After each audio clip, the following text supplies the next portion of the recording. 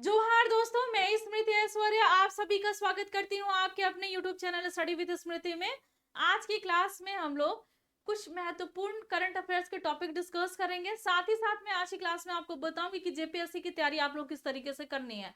Class पूरा देखेंगे, class काफी इंफॉर्मेटिव होने वाला है। एक समस्या आप लोगों की और है, बोर्ड पे चमक वाली, ये भी आपको बहुत जल्दी दूर कर दी जाएंगी। कल मैं पटना के बाकरगंज गई थी, जहां पर स्टूडियो के सेटअप के बहुत सारे शॉप हैं। तो मैंने उनसे बात किया कि हमारे वहाँ लाइट का प्रॉब्लम चल रहा है, बोर्ड पे चमक आ रही है। तो उन्होंने कहा कि मैं विजिट करूंगा और बहुत ही जल्द ये प्रॉब्लम आपकी दूर कर दूंगा।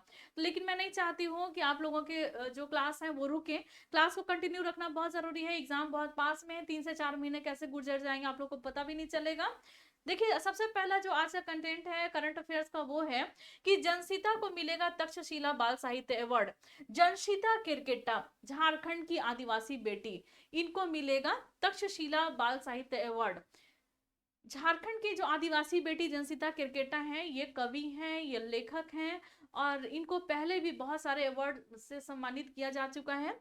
और ये जो तक्षशिला बाल साहित्य अवार्ड है, ये भोपाल के एक तारा ट्रस्ट के द्वारा ये सम्मान जो है वो दिया जाता है। और इसके तहत जनशिता को मिलेगा 3.6 लाख रुपए, और साथ ही साथ इनको लेखन का भी मौका मिलेगा, जिसमें ये बच्चों के लिए लिखेंगे। कहानियां, कविताएं, यात्रा वृतांत, संस्मरण, ये सारी चीजें इनको लिखनी है, जिसको एक तारा ट्रस्ट की के द्वारा प्रकाशित की जाने वाली जो पुस्तक है प्लूटो, और एक और पुस्तक आती है इनकी साइकिल बच्चों की दुपहिया। तो इन जो ये पुस्तक जो है जो ये लिखेंगे उसमें इनको प्रकाशित किया जाएगा। देखिए, जनसीता के साथ साथ अन्य एक कुछ लेखक हैं जिनको ये पुरस्कार जो है वो दिया जाएगा, जिसमें एक नाम आता है, लेखक है असीम जैदी। ये लेखक भी हैं और एक ये अनुवादक भी हैं असीम जैदी। और एक जगह है जिसका नाम है बर्लिन। तो बर्लिन के रहने वाले भारतीय मूल के एलेन शॉ, उनको भी ये सम्मान दिया जाएगा जनसीता क्रिकेटर के साथ साथ। और किसको किसको ये सम्मान मिलेगा? तो असीम जैदी और एलेन शॉ को। और जनसीता कौन है? तो ये है झारखंड की आदिवासी बेटी, जिन्होंने झारखंड का नाम देश विदेश में रोशन किया है इतने कम उम्र में। और जनसीता किरकेटा जो है, ये आदिवासियों के जीवन के अनछुए पहलुओं के बारे में ये लिखती हैं। ऐसे पहलुओं को ये उजागर करती हैं जो कि अब तक हम लोगों के सामने नहीं आई थी। आदिवासियों के जीवन दर्शन के बारे में इनको लिखना है। और ये जो है जनसीता किरकेटा आदिवासियों के ऐसे उनके ऐसे मतलब ऐसा पक्ष जो कि हम लोग सही में इसकी जानकारी हम लोगों को नहीं है, तो उन सारी चीजों को ये लिखती हैं। तो ये बहुत ही मतलब इनका बहुत ही ज्यादा मतलब ये बहुत ही सम्मानित ये व्यक्तित्व हैं झारखंड के लिए। और आपने देखा होगा जेपीएससी और जेएसएससी के सिलेबस में व्यक्तित्व से संबंधित बहुत सारे प्रश्न पूछे जाते हैं, और जो पुरस्कार से क्वेश्चन पूछे जाएंगे। और तो ये सारे जो जनसीता क्रिकेट है, इनका जो जीवन है, ये व्यक्तित्व में झारखंड के जो प्रमुख व्यक्तित्व हैं उसमें आप लोगों को पढ़ना है। और इनके द्वारा लिखी गई जो पुस्तक है उन सभी के बारे में भी आपको जाननी है। कौन कौन से इनको सम्मान मिले, ये सारी चीजें भी आपको जाननी है। एक क्लास में ऐसा बनाऊंगी जिसमें जनसीता क्रिकेटा के बारे में सारी चीजें मैं बताऊंगी, और संभावना ये है कि कल ही आपको इसके भी क्लास मिल जाएंगे। तो इसकी क्लास मैं तैयार कर रही हूँ। तो आज हम लोग जानेंगे जनसीता को मिलेगा तक्षशिला बाल साहित्य अवार्ड। एक दूसरा इंपॉर्टेंट आज की खबर है, और वो खबर है कि राष्ट्रीय पुरस्कार के लिए कपिलो पंचायत को चौथी बार सम्मान के लिए चयनित किया गया है। तो कपिलो पंचायत कहां पर है? ये कपिलो पंचायत झारखंड में। तो झारखंड के गिरिडीह के बिरनी प्रखंड में है ये कपिलो पंचायत। और देखिए कितना बड़ा सम्मान, ये कपिलो पंचायत को चौथी बार ये राष्ट्रीय सम्मान से सम्मानित किया जाएगा। और ये कौन सा सम्मान है? तो ये है नानाजी देशमुख राष्ट्रीय राष्ट्रीय गौरव सभा पुरस्कार। नानाजी देशमुख राष्ट्रीय गौरव सभा पुरस्कार, इसके लिए इनको चयनित किया गया कपिलो पंचायत को। इनके उत्कृष्ट कार्यों को देखते हुए ये सम्मान इनको दिया जाएगा, इस पंचायत को। और देखिए, ये पंचायत की जो मुखिया है वो है इंदू देवी। आपने जनसीता क्रिकेटा के बारे में जाना, महिला है वो करके, महिला है झारखंड की, और इन्होंने कितना नाम रोशन किया झारखंड का। उसी तरीके से जो इंदू देवी हैं, तो आज का जो क्लास है वो महिलाओं के ही नाम है, जनसीता क्रिकेटा और इंदू देवी। देवी। इंदु देवी जो है वो कपिलो पंचायत की मुखिया है। उनका ये कहना है कि जब से वो पंचायत की मुखिया बनी है, जब से उन्होंने चुनाव जीता है, तो उन्होंने ये संकल्प ले लिया है कि हमको अपने गांव का विकास करना है, और इसी क्रम में वो आगे बढ़ रही हैं। और देखिए, इनको चौथी बार इस गांव को, कपिलो पंचायत को, राष्ट्रीय पुरस्कार के लिए सम्मानित किया गया है। कौन सा पुरस्कार है? नानाजी देशमुख राष्ट्रीय गौरव सभा पुरस्कार। और ये पुरस्कार किस दिन दिया जाएगा? तो ये पुरस्कार दिया जाएगा इनको पंचायती राज दिवस, जो कि 24 अप्रैल को मनाया जाता है, पंचायती राज दिवस के दिन। इस बार जो पंचायती राज दिवस है 24 अप्रैल 2021 को मनाया जाएगा। उस दिन ये सम्मान जो है इस गांव को, इस पंचायत को मिलेगा, कपिलो पंचायत को। 24 अप्रैल को पंचायती राज दिवस क्यों मनाया जाता है? क्योंकि उस दिन 73वां संविधान संशोधन अधिनियम जो 1992 है, उसको लागू कर दिया गया था 24 अप्रैल 1993 को। 24 उस दिन जो है 24 अप्रैल को पंचायती राज दिवस मनाने की शुरुआत 2010 में की गई थी। और पंचायती राज दिवस को ही ये सम्मान जो है कपिलो पंचायत को दिया जाएगा। तो आज के करंट अफेयर्स के ये दो महत्वपूर्ण टॉपिक थे जो मुझे आपके साथ शेयर करने थे। अब हम लोग जानेंगे एक बहुत ही महत्वपूर्ण चीज है, वो है कि जेपीएससी की तैयारी कैसे शुरू करनी है। आप लोग बहुत बार ये क्वेश्चन पूछे, मैंने आप लोगों से कहा है कि बहुत ही जल्द इस पे भी मैं क्लास लेकर के आऊंगी, जिसमें आपको बताऊंगी कि 7th 8th 9th जेपीएससी की तैयारी आपको कैसे करनी है। 7th 8th 9th। अब हम लोग चलिए अब इसको जानते हैं किस तरीके से आपको इसकी तैयारी करनी है। मेरी जो आइडियल है वो है अरुणिमा सिन्हा। और देखिए जैसे कि अभी आपने जनसिता क्रिकेटर और इंदु देवी के बारे में भी सुना, तो ये सभी भी एक आइडियल के रूप में ही समाज के सामने है। देखिए, इन लोगों ने अपने कार्य को जिस क्षेत्र में है, जनसिता क्रिकेटर लेखन के क्षेत्र में है, तो वो अपने कार्य में अपना 100% दे रही है, वो ईमानदारी से अपने काम को कर रही है, तब वो आज इस मुकाम पे है इतने कम उम्र में। उसी तरीके से अरुणिमा सिन्हा, उन्होंने जिस क्षेत्र में वो जो है, जैसे कि ये ऐसा नहीं है कि इनका बचपन से ही ये शौक रहा है कि माउंट एवरेस्ट पे को फतह करें।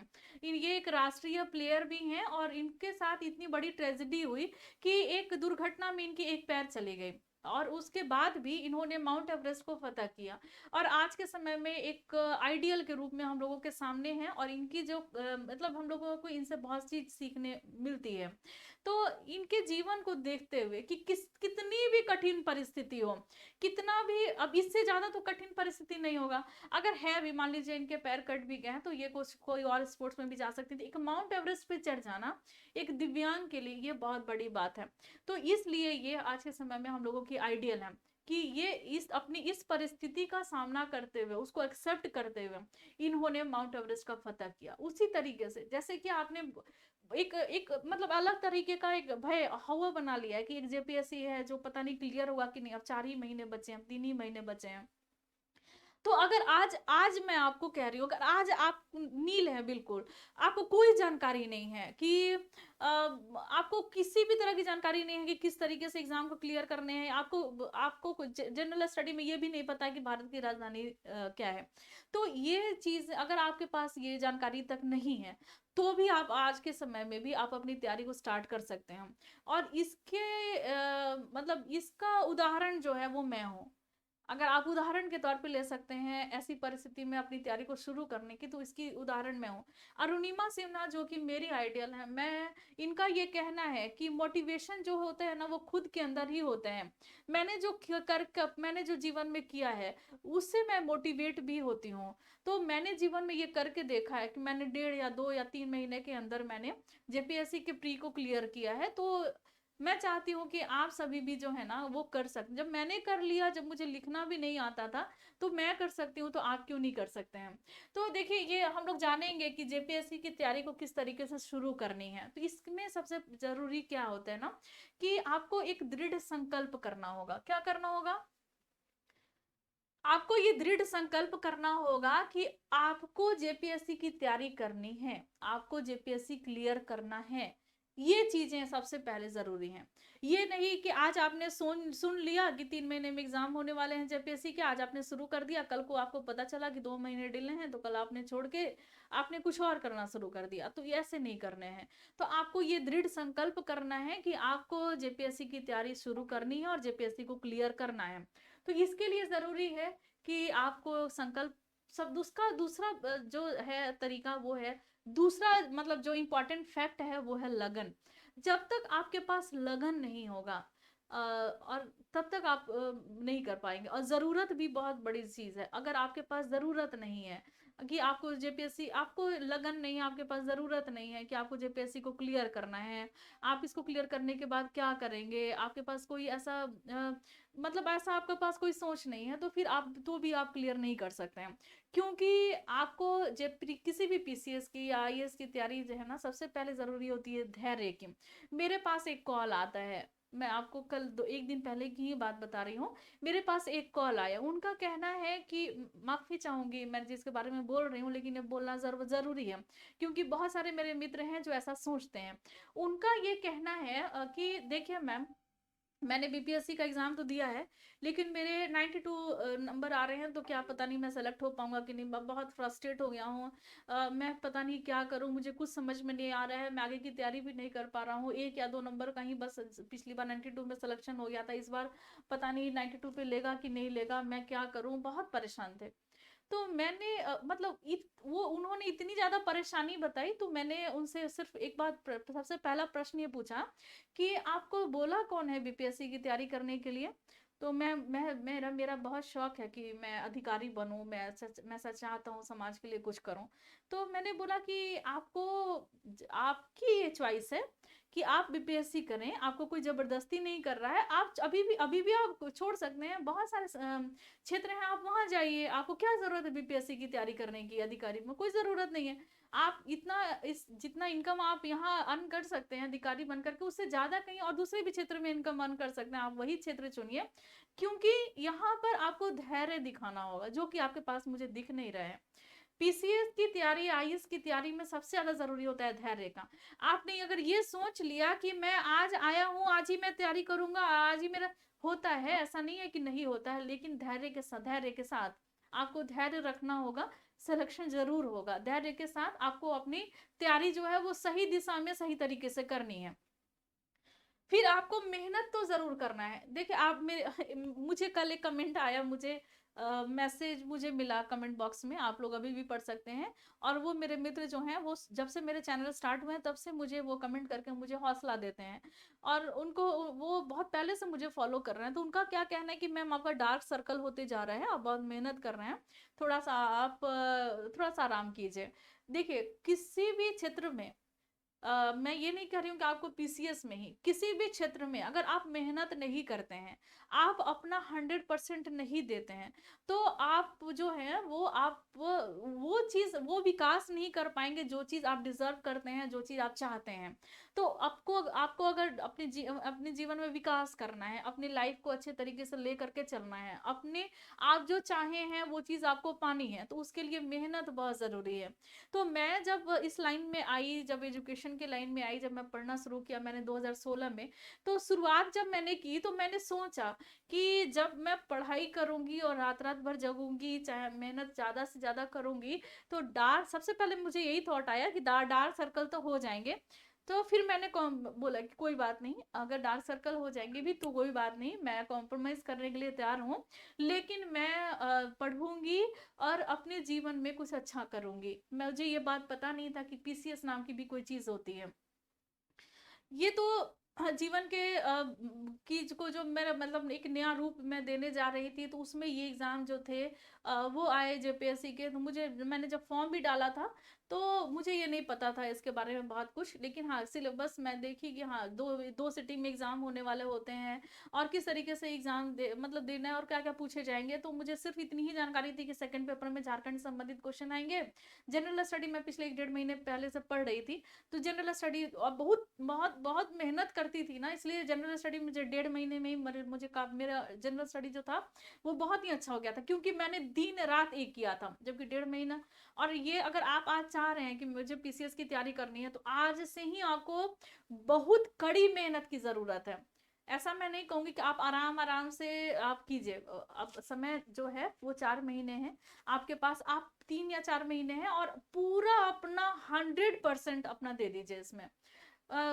मतलब कहीं आपको अपने आप में कोई डाउट ना रहे जो एग्जाम ले रहे हैं संस्था, वो कहीं आप में कमी निकाल दे, एक नंबर कम भले दे दें, लेकिन आप अपने आप में एक नंबर कम मत दीजिए। आपको एकदम लगना चाहिए कि नहीं, मैंने अपने जीवन का, अपने ये जो क्षण है अगला 4 महीना, इसका मैंने अपना 100% दे दिया है। और उसको आप देख करके चलिए, अपना जीवन को अपना 100% इस 4 महीने में अपना दे दीजिए, उस ताकि आपको खुद में अफसोस ना रहे कि आपने कोशिश नहीं की। मैंने जब मैट्रिक का एग्जाम दिया था, मैंने दिन रात एक कर दिया था, 3 महीने तक मैं रूम से बाहर नहीं, मतलब बहुत, उस समय लालटेन लैंप जला करके लोग पढ़ते थे, तो मैं सिर्फ लालटेन में जो केरोसिन ऑयल है वो डालने के लिए बाहर निकलती थी, ब्रश करने, नहाने और खाना खाने के लिए मैं बाहर से निकलती थी। फिर रूम में मैं आ जाती थी और वो लालटेन और लैंप लेकर के उसमें केरोसिन तेल डाल करके 2 लैंप रखती थी, ताकि रात भर कम ना पड़े, क्योंकि मुझे डर भी लगता था, रात में मैं तेल डालने के लिए बाहर नहीं जा सकते थे। इस परिस्थिति में मैंने मैट्रिक का एग्जाम दिया, और जब मेरे रिजल्ट जिस दिन आने वाले थे उस दिन मैं बहुत टेंशन में थी। तो मेरी मम्मी का ये कहना था कि लवली, तुमने बहुत मेहनत किया है, अब रिजल्ट जो भी हो, लेकिन हम लोगों ने देखा है तुम्हारा मेहनत, तो हम लोगों की नज़र में जो तुम्हारा रिजल्ट है ना, वो फर्स्ट डिवीज़न ही है, और वो भी सबसे ऊपर का जो परसेंट है वो है। अब जो आना होगा वो तो अलग चीज़ है, लेकिन तुमने अपना 100% दिया। तो मुझे आज भी लगता है, मैं परसेंटेज पे नहीं जाती, मुझे आज भी लगता है कि मैंने अपना 100% दिया है अपने उस 3 महीने या 4 महीने की तैयारियों में, जो मैट्रिक के समय में, उसके पहले मेरे स्कोर अच्छे नहीं होते थे स्कूल में, लेकिन मैंने अपनी मेहनत करके मैंने अपना रिजल्ट लाया मैट्रिक में। तो मैंने देखा है कि अगर आप अपना 100% देते हैं, आप पूरी मेहनत के साथ, पूरी शिद्दत के साथ अगर लग जाते हैं ना, तो आपको सफलता दिलाने में भी ना भगवान जो है ना, वो कोई कसर नहीं छोड़ते हैं, आपको सफलता मिलती ही मिलती है। लेकिन आप निश्चिंत रहते हैं, आप अपने मेहनत से सेटिस्फाइड रहते हैं, अगर सफलता नहीं भी मिलती है तो भी ये बहुत बड़ी चीज़ है। तो आप मेहनत कीजिए, लगन के साथ कीजिए, और दृढ़ संकल्प होकर के कीजिए। तो ये बहुत ज़रूरी है परीक्षा की तैयारियों की शुरुआत के लिए।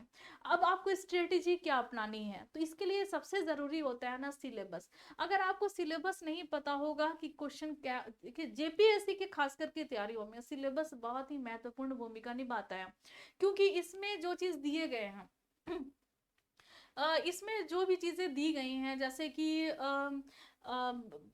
सेकंड पेपर में झारखंड से संबंधित क्वेश्चन पूछे जाएंगे, ये बहुत ही ट्रिकी चीज़ है। अगर आपके सेकंड पेपर की तैयारी बहुत ही अच्छी होती है, तो आपके रिजल्ट जो हैं वो पक्के हो जाते हैं। तो बहुत ही ट्रिकी ये चीज़ें हैं, तो इसको आप सोचिए, समझिए। मैंने भी इसको एक्सेप्ट किया था कि झारखंड से संबंधित जानकारी जो होनी बहुत ज़रूरी है इस प्रतियोगिता परीक्षा के लिए।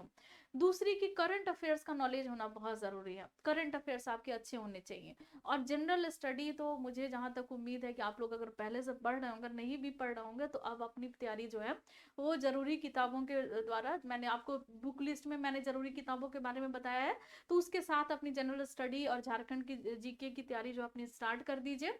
और बहुत ही इंपॉर्टेंट, अभी आपका समय चल रहा है, एक भी टाइम वेस्ट मत कीजिए, थोड़ा भी नहीं। अगर आज वीडियो मेरे देखने के बाद आपको ऐसा लगा कि नहीं मुझे भी अपनी तैयारी करनी है, तो अभी से ही बैठ जाइए। और ऐसा आप नहीं सोचिए कि मेरे पास सारी किताबें होंगी तो ही मैं तैयारी शुरू करूंगा, या फला समय मेरा निकलेगा तो मैं उस समय में तैयारी करूंगा। ना तो आपके पास वो किताबें पूरी होने वाली हैं, और ना ही वैसा समय आने वाला है कि जिस समय में आपको बिल्कुल निश्चिंत होकर के आपको वो समय मिलेगा कि आप तैयारी कर सकें। जो भी परिस्थिति आपकी चल रही है, चाहे वो वॉशरूम में आप पढ़ सकें, चाहे वो आप मेला में पढ़ सकें, चाहे आप किसी के शादी ब्याह में जाकर के पढ़ सकें कान में ईयरफोन लगा के, या फिर आप घर में अगर आपके बहुत सारे गेस्ट आए हो, फिर भी आप अपने गेस्ट के साथ रह करके भी पढ़ाई कर सकें, तो भी आपको ये स्ट्रेटेजी अपनी अपनानी है। क्योंकि बहुत बार ऐसा होगा कि आप जब पढ़ने बैठेंगे तब तक 2 लोग आ जाएंगे, क्योंकि मेरे साथ ऐसा होता था। लेकिन मैं अगर उन लोगों के लिए किचन में नाश्ता या खाना बनाने जाती भी थी, तो उस समय भी मैं पढ़ते रहती थी। मेरे किचन में मेरे पोस्टर, ये जो कंटेंट मुझे याद रखना होता था, याद करना होता, तो उस समय ये सब बहुत ज़्यादा नहीं था, यूट्यूब वगैरह। तो मैं किचन में चिपका लेती थी, जैसे अनुच्छेद आर्टिकल्स हो जाते थे, या फिर मुगल शासकों का जो पूरा लिस्ट होता था, उनके किए गए कार्य होते थे, जो शॉर्ट में जिसको मुझे पढ़ना होता था, मैं उसको चिपकाती थी किचन में। और किचन में जा करके उनके गेस्ट के लिए खाना भी बना रही होती थी, तो भी मैं उसको पढ़ रही होती थी। तो इस तरीके से आपको अभी स्ट्रेटेजी जो है, जो भी मेरी महिला मित्र क्लास को देख रही हैं, तो आप इस तरीके की स्ट्रेटेजी को अपनाइए। जो भी मेरे जो पुरुष मित्र हैं, जो कि आप ट्रेन में सफ़र करते हैं, या फिर आप अपने ऑफिस जा रहे हैं, या फिर ऑफिस में आपके पास खाली समय मिल रहा है, तो आप उस समय का यूटिलाइज कीजिए और अपने काम करते हुए अपनी क्योंकि बहुत सारे मेरे मित्र हैं जो जॉब में लगे हुए हैं, आप जॉब में लगे रहिए, आप अपने काम में अपना अपना 100% तो देना ही है हर काम में। मैं भी अपने काम में 100% दे रही हूँ, आप भी अपने काम में 100% देखिए। लेकिन जो भी थोड़ा आपको समय मिलता है, लंच का मतलब ब्रेक होता है या आप घर पे आते हैं, तो आप अपने पूरे समय को आप इस एग्जाम की तैयारियों में लगाइए। और बहुत सारे तरीके हैं, आपको कभी जरूरत कभी लगा कि आप मैगजीन से पढ़ सकते हैं, आप मैगजीन देखिए। आपको ऐसा लगा कि आप जो है वो ऑडियो क्लास सुन के आप पढ़ सकते हैं, तो ऑडियो सुनिए। आपको लगता है वीडियो देख करके आप पढ़ने का भी समय है, आप वीडियो देख करके पढ़िए। आपके पास इतने सारे सुविधाएं हैं, उन सारी सुविधाओं का आप लाभ लीजिए, अपने हिसाब से स्ट्रेटजी बनाइए, अपनी परिस्थिति के हिसाब से स्ट्रेटजी बनाइए। मैंने अपनी परिस्थिति के अनुसार अपनी पढ़ाई की, आप अपने परिस्थिति के अनुसार अपनी पढ़ाई कीजिए और अपना 100% दीजिए, सफलता आपको जरूर मिलेगी। सिलेबस को फोकस कीजिए, प्रीवियस ईयर के क्वेश्चन को एनालाइज कीजिए, किस लेवल में क्वेश्चन पूछे गए हैं। अपनी एग्जाम की तैयारी जो है उसमें आप सिलेबस के अकॉर्डिंग कोई कसर मत छोड़िए, हर एक टॉपिक को अच्छे तरीके से पढ़िए, याद रखने की कोशिश कीजिए। हमारे सामने ये अरुणिमा सिन्हा जो कि उत्तर प्रदेश की हैं, और ये बहुत बड़ी आइडियल के रूप में है, क्योंकि इन्होंने अपनी विकट परिस्थिति में भी ऐसा कारनामा कर दिया है जो कि आज के समय में हम लोग अपने अच्छे खासे पूरे शरीर को लेकर के भी इस तरीके के काम करने में सक्षम नहीं होंगे। 2 कदम चलना होगा, हम लोग थक जाएंगे, लेकिन ये इनके पास दिव्यांग होते हुए भी माउंट एवरेस्ट का पता करेंगे। तो परिस्थिति हम लोगों की तो वैसी ही नहीं है, आराम से हम लोगों को घर में पंखों में रहना है, पेरेंट्स जो है वो पैसे दे ही रहे हैं कॉपी किताब खरीदने के लिए, पढ़ाई के लिए, फोन का यूज कर ही रहे, स्मार्टफोन का, आराम से जीवन चल रहा है और उसमें आपको तैयारी करनी है। तो भी आपकी तैयारी अगर सही तरीके से ना हो, और साथ ही साथ इसमें 4 चांद लगाया है झारखंड सरकार ने, 4 साढ़े 4 साल के बाद अगर आपको वैकेंसी दे रही है, और उसके बाद भी अगर आप जेपीएससी के प्रीवी क्लियर नहीं कर सकेंगे, तो सरकार आप पर हंसेगी, बोलेगी क्यों चिल्ला रहे थे आप लोग इतना कि जेपीएससी के एग्जाम कब होंगे कब होंगे। कितनी गलत बात है। आप कहते हैं कि 4 साल से एग्जाम नहीं हो रहे हैं और प्री आपसे निकल नहीं रहा है, तो आप सरकार को हंसने का मौका मत दीजिए।